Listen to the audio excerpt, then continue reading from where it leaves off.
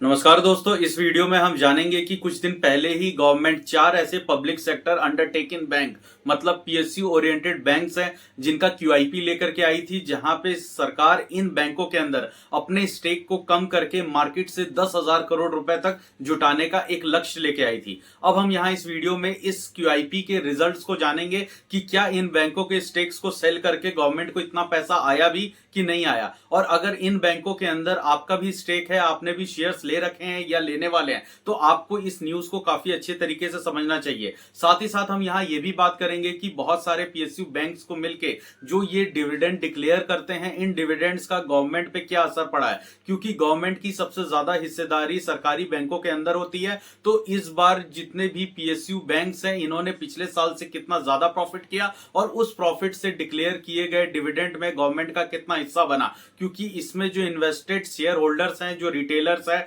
आपके हमारे जैसे जो इन्वेस्टर्स हैं, इन लोगों ने भी जो इन्वेस्ट किया और इन्हें भी जो डिविडेंड मिला है, यहां पे गवर्नमेंट भी कितना डिविडेंड ले रही है, गवर्नमेंट कितना ज्यादा फायदे में है, ये भी चीज समझेंगे। देखिए, सबसे पहले हम बात करते हैं कि पिछले ही हफ्ते आपने देखा था कि क्यूआईपी क्वालिफाइड इंस्टीट्यूशनल प्लेसमेंट, जहां पे गवर्नमेंट चार public sector bank, Indian overseas bank, Punjab and Sind bank, central bank और अब बैंक ऑफ महाराष्ट्र का भी कह सकते हैं कि इन चारों पांचों बैंकों का क्यूआईपी आया था, जहां पे गवर्नमेंट इनके स्टेक्स को कम करना चाहती थी। इनके स्टेक्स बेच करके 10,000 करोड़ रुपए तक मार्केट से जमा करने का इनका लक्ष्य था। अब यहां पे इन बैंकों का स्टेक्स क्यों गवर्नमेंट ने बेचा है, क्योंकि इनके अंदर जो गवर्नमेंट का स्टेक है वो 90%, 95% और सेंट्रल बैंक ऑफ इंडिया में तो 93% तक था और पंजाब एंड सिंध बैंक में 98%। तो इतनी ज्यादा स्टेक के साथ जो सेबी के नॉर्म्स है वो अलाउ नहीं करते हैं कि एक लिस्टेड प्राइवेट सेक्टर बैंक को या पब्लिक सेक्टर बैंक को मार्केट में लिस्टिंग के बाद भी उसके अंदर जो प्रोमोटर है, उसकी जो शेयर होल्डिंग है, उसकी जो स्टेक है वो 75% से ज्यादा हो। तो यहाँ पे गवर्नमेंट अपने स्टेक को कम करके उस शेयर को क्यूआईपी के जरिए, मतलब जो बड़े इंस्टीट्यूशंस होते हैं, चाहे वो डीआईज हो या एफआईज हो, लेकिन इस तरह की जो अनाउंसमेंट है इसमें सबसे ज्यादा डीआईज ने ही हिस्सा लिया है, जहां पे एलआईसी ने सबसे ज्यादा मेजॉरिटी स्टॉक्स को खरीदा है। उसके बाद एलआईसी के बाद आईआईएफएल सिक्योरिटीज है, एचडीएफसी इंश्योरेंस है और बहुत सारे ऐसे कंपनी है, ऐसे इंस्टीट्यूट्स है, ऐसे ऑर्गेनाइजेशन है जिन्होंने इस क्यूआईपी में पार्टिसिपेट किया और बहुत ज्यादा स्टेक्स को भी खरीदा है। यहाँ पे एलआईसी ऑफ इंडिया सबसे बड़ी इन्वेस्टर बन के निकली है, जहां पे इसने Bank of Maharashtra, UCO Bank, Punjab and Sind bank, central Bank, इन सभी बैंकों में 6,150 करोड़ रुपए लगा के सबसे ज्यादा स्टेक्स उठाया है। अब यहाँ पे सरकार का जो लक्ष्य है वो पूरा हुआ कि नहीं हुआ, इसमें जो बड़े इंस्टीट्यूशंस हैं इनका डाटा तो आ गया, लेकिन जिन इंस्टीट्यूशंस ने भी गवर्नमेंट के इस बैंक्स में 1% से कम की भी हिस्सेदारी ली है, उसका डाटा जल्दी शो नहीं होता है। वो डाटा रिलीज इतनी जल्दी नहीं होता है, वो सेबी की तरफ से आएगा और काफी दिनों बाद आता है। तो यहाँ पे एक तरीके से आप कह सकते हैं कि 65% के आसपास का जो स्टेक्स है वो तो बड़े प्लेयर्स के द्वारा उठा लिया गया। बाकी का रिमेनिंग 35% है वो भी जाहिर सी बात है किसी न किसी छोटे इंस्टीट्यूशंस के द्वारा उठाया गया होगा। अब हम यहाँ पे बात करते हैं कि पीएसयू बैंक्स के द्वारा डिक्लेयर किए गए डिविडेंड में गवर्नमेंट किस तरीके से कमाती है। देखिए, पिछले साल जितने भी सरकारी पीएसयू बैंक थे, इन लोगों ने आपस में मिल करके 1 लाख करोड़ तक का नेट प्रॉफिट जनरेट किया था, जिसमें 20,000 करोड़ रुपए तक का जो अमाउंट है वो डिविडेंड के तौर पे डिक्लेयर किया गया सभी पीएसयू बैंक्स के तरफ से।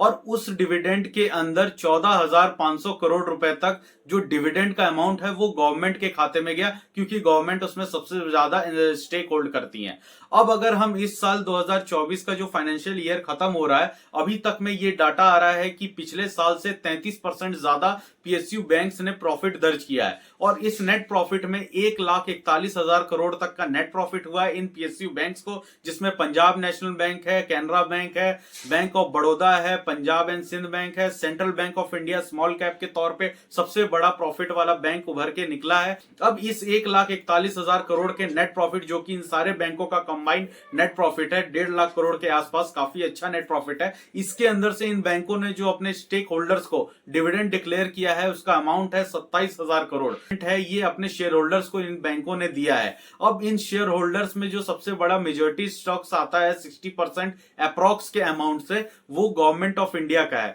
तो इस 27,000 करोड़ में से 18,000 करोड़ रुपए गवर्नमेंट ऑफ इंडिया को एज अ डिविडेंड ही डिक्लेयर हुआ है। बाकी के 9,000 करोड़ रुपए इंस्टीट्यूशनल इन्वेस्टर्स को, एफआईज को और जो रिटेल इन्वेस्टर्स हैं और पब्लिक इन्वेस्टर्स, इन सबको ये डिविडेंड मिला है। जिसके पास जितने शेयर हैं, पर शेयर जिस अमाउंट पे बैंक्स या कोई भी इंस्टीट्यूशनल कंपनी डिविडेंड डिक्लेयर करती है तो वो अमाउंट उसके अकाउंट में आ जाता है। तो इस तरीके से डिविडेंड के अमाउंट से गवर्नमेंट तो कमाती ही है, साथ में स्टेक ओन करने वाले शेयर होल्डर्स भी इस पे अपनी कमाई अच्छे से कर पाते हैं। अब यहाँ पे गवर्नमेंट डबल इसलिए कमाती है क्योंकि गवर्नमेंट जब किसी बैंक, इंस्टीट्यूशन या अदर किसी भी कंपनी का एक नेट प्रॉफिट दर्ज होता है, उस नेट प्रॉफिट के अंदर टैक्स काटती है, जिसमें प्रॉफिट बिफोर टैक्स और प्रॉफिट आफ्टर टैक्स हम बैलेंस शीट में देखते हैं। उस टैक्स को भी कट करने के बाद ऑब्वियस सी बात है वो पैसा भी गवर्नमेंट के पास जाता है, और उस प्रॉफिट के बाद अगर वो इंस्टीट्यूशन अगर डिक्लेयर करता है डिविडेंड,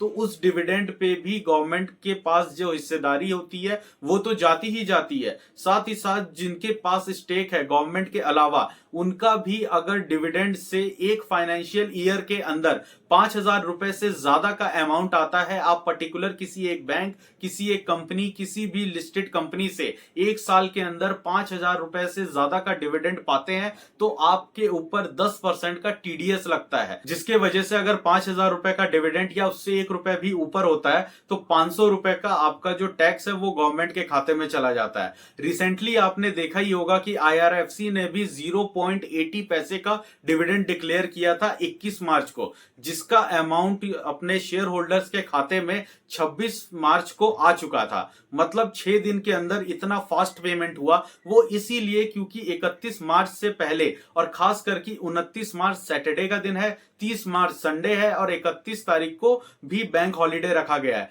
तो यहां पे इतनी जल्दी पेमेंट इसलिए की गई क्योंकि फाइनेंशियल ईयर से पहले अगर डिविडेंड आएगा, जिसमें कि इस कंपनी ने आईआरएफसी में ऑलरेडी सितंबर और अगस्त में 70 पैसे और 80 पैसे का पहले से डिविडेंड दे चुके हैं। अगर किसी शेयर होल्डर को दोनों ही डिविडेंड का अमाउंट मिला के 4,999 रुपए या उससे नीचे का अमाउंट मिला था, तो अभी तक वो पूरा पैसा उसका था, कोई डिविडेंड पे टैक्स उसको नहीं लगा होगा। लेकिन जो आईआरएफसी ने अभी फेब में ये अनाउंसमेंट किया डिविडेंड का, जो कि ये 2022 में लास्ट इन्होंने फेब में दिया है, उसके बाद से अभी तक ये अगस्त और सितंबर में ही देते थे। लेकिन इस डिविडेंड के साथ क्या हुआ, गवर्नमेंट को तो अच्छी खासी जो उसके अंदर स्टेक है 86% का, तो वो डिविडेंड का अमाउंट तो उसे मिला ही मिला, साथ ही साथ इन्वेस्टर्स को भी वो अमाउंट मिला। और जिन इन्वेस्टर्स का पहले ही 2 डिविडेंड में जो अमाउंट आ चुका है, जिसके वजह से या तो वो टैक्सेबल में लाइबल हो गए होंगे, या जो लोग नहीं भी हुए थे अब उनके अकाउंट में वो पैसा आते ही ईयरली इनकम जो कि एक साल में 5,000 रुपए से ऊपर हो गया होगा, उन्हें 10% टीडीएस ऑटोमेटिक कट के वो अमाउंट आया है। अगर किसी के पास 1,000 शेयर है और अगर उसके 800 रुपए का अमाउंट बनता है डिविडेंड के अमाउंट से, तो उसमें 10% का मतलब 80 रुपए का टैक्स कट गया होगा और 720 रुपए ही क्रेडिट हुए होंगे। तो ये भी एक गवर्नमेंट की स्ट्रेटेजी होती है कि फाइनेंशियल ईयर के अंदर अंदर डिविडेंड डिक्लेयर कर दे, तो इससे हमारे पास तो पैसा आएगा, बाकी का रिमेनिंग अमाउंट जो पब्लिक के पास जाता है उस अमाउंट में भी 10% का अपने को टैक्स के फॉर्म में पैसा वापस आ जाएगा। तो ठीक है, बहुत बड़ी अच्छी सोच होती है जहां पे गवर्नमेंट हर एक रुपए को भी अच्छे से एक्यूमुलेट करना चाहती है, कहीं से भी पैसा किसी भी तरीके से गवर्नमेंट के पास जाना चाहिए। ये पूरा सिस्टम होता है, ये पूरा खेल होता है। लेकिन यहाँ पे आप एक बात को समझ के चलिए कि पिछले 2 सालों से सबसे ज्यादा पीएसयू बैंक्स में इतनी ज्यादा हाइप बनी है, पीएसयू बैंक्स ने सबसे ज्यादा मल्टी बैगर रिटर्न्स भी दिया है। जितने भी पीएसयू लिस्टेड बैंक है अच्छे खासे मिड कैप में या स्मॉल कैप में भी इन्होंने मल्टी बैगर भी रिटर्न दिया है। तो यहाँ पे जब पिछले 5 महीनों से हमने मार्केट में गिरावट देखा तो हमें यही लगा है और यही बताया भी गया है एनालिस्ट के द्वारा कि जितने भी सरकारी पीएसयू बैंक है ये ज्यादा ओवर वैल्यूड हो चुके हैं, मतलब महंगे हो चुके हैं, इसलिए इनकी जो वैल्यूएशन है काफी ज्यादा गिर गई है। 40 से 45% तक का डाउनसाइड हमें देखने को मिला है। और वहीं पे एक तरफ ये भी न्यूज है कि इन्हीं बैंकों ने पिछले 1.5 सालों में, पौने 2 सालों में सबसे ज्यादा प्रॉफिट भी अर्न किया है। तो ऑब्वियस सी बात है, अगर प्रॉफिट की अर्निंग्स हुई है, डिविडेंड्स डिक्लेयर हुए हैं, कंपनी और बैंक्स अपने कैशबुक पे अच्छे खासे फ्लो पे बैठे हैं, तो फिर इनका जो शेयर प्राइस में हाइक हुआ था वो उतना भी ज्यादा गलत नहीं था। या फिर हम ये भी मान सकते हैं एज अ इन्वेस्टर कि अब जो करेक्शन हमने देख लिया है और करंट जो सिचुएशन है पीएसयू बैंक्स की, खासकर की पंजाब नेशनल बैंक जो कि अपने बुक वैल्यू के पास चल रहा है, बैंक ऑफ इंडिया ये अपने बुक वैल्यू के पास चल रहा है, इंडियन ओवरसीज बैंक हो गया, फिर कैनरा बैंक है, बैंक ऑफ बड़ौदा है, बहुत सारे ऐसे पीएसयू अंडरटेकिंग बैंक्स है जिसके अंदर काफी ज्यादा अच्छा पोटेंशियल दिख रहा है। तो इन सब चीजों से ये भी तय होता है कि इन बैंकों ने अपने Q3 का रिजल्ट भी काफी ज्यादा अच्छा पोस्ट किया था और Q4 को भी लेके अच्छा खासा पॉजिटिव आउटलुक है, जहां पे इन बैंकों के बारे में न्यूज़ेस भी काफी ज्यादा आते रहते हैं। तो यहाँ पे अगर पीएसयू बैंक लगातार पिछले 1-1.5 साल से प्रॉफिट जनरेट कर रही है और आगे के भी जो इनके पाथ है वो काफी ज्यादा क्लियर दिख रहा है देश की इकोनॉमी के हिसाब से, तो यहाँ पे पीएसयू बैंक्स का जो करंट सिचुएशन है वो काफी ज्यादा अट्रैक्टिव बनता है। बहुत सारे ऐसे बैंक्स हैं जिनके ऊपर हमने वीडियो और डिटेल वीडियो बना रखा है, आप चाहें तो उसे जाके देख सकते हैं। डिस्क्रिप्शन में आपको सारे बैंकों के लिंक मिल जाएंगे और इसी क्यूआईपी के रिगार्डिंग जो पहले हमने वीडियो बनाया था डिटेल वीडियो, वो भी आप देख सकते हैं, काफी ज्यादा इंफॉर्मेशन आपको मिलेगा। तो दोस्तों मिलते हैं अगले वीडियो में और भी इंफॉर्मेशन के साथ। नमस्कार।